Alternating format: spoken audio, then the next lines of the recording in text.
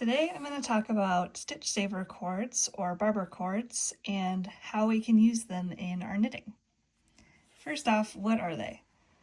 They are thin silicone tube cords.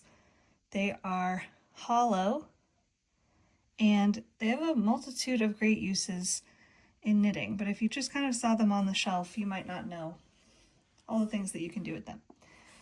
We currently have these jars of 3, and you get 2 36-inch cords and one 60-inch cord. So let me show you some uses for these that I think are really great. These two are 36-inch cords. I'm going to use one of these now. And let's say you have a sweater project. You're getting down there and it's time to put the sleeve stitches on hold. Now, if you don't have a short cord, or maybe you need your short cord for something else, this is a great place where the stitch saver cords can come into play. So what I'm going to do, I'm going to have a needle on one end of this cord. I'm going to put the stitch saver cord onto the tip of the needle, and I'm going to kind of force it on there. And you can do a little bit of a test just to make sure it's secure. And now I'm going to pull on this end of the cord and gently guide my stitches onto the cord.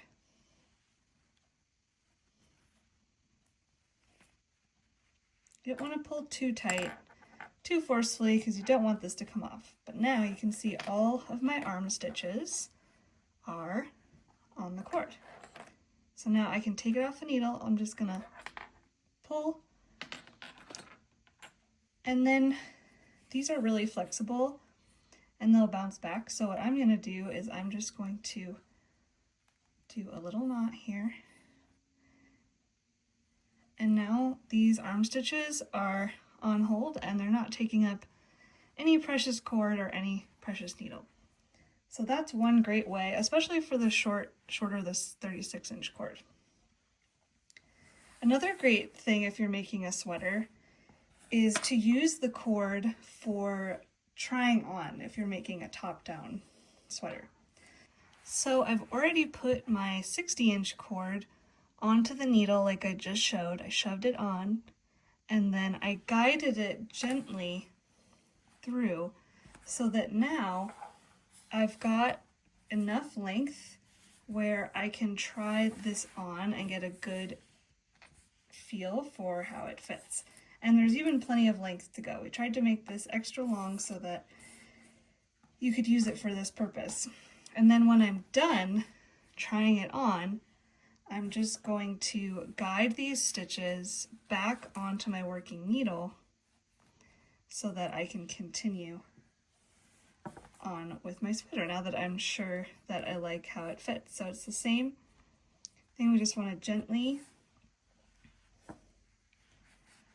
guide the stitches back on. We don't want to just pull it too rough. I'm just kind of pulling the cord on this end and then gently scooting everything. And you want to be really gentle when you're trying it on too, just to make sure that this cord doesn't pop off. But as you can see, it's pretty sturdy. And this is a size 9. They should work up to a size 11, this size of cord, which is really nice. So I'm just gonna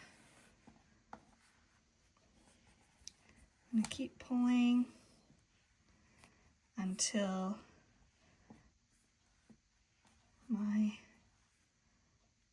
and I put a stopper on one side just to make sure that that other side of the needle doesn't pop off. But now I'm going to take this off.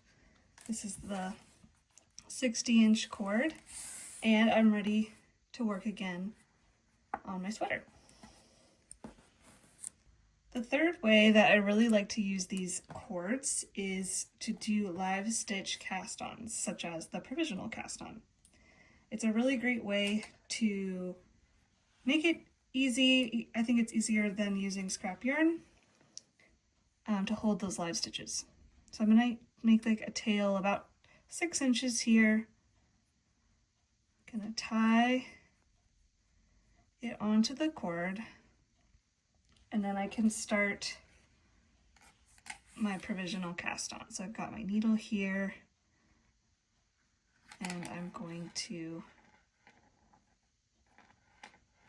start that cast on.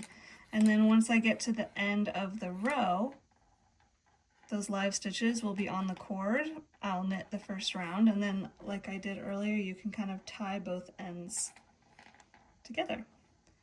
So those are 3 ways that I use the Stitch Saver cords or the barber cords. I think they're great. We have them in 3 colors, and I hope that you found this useful.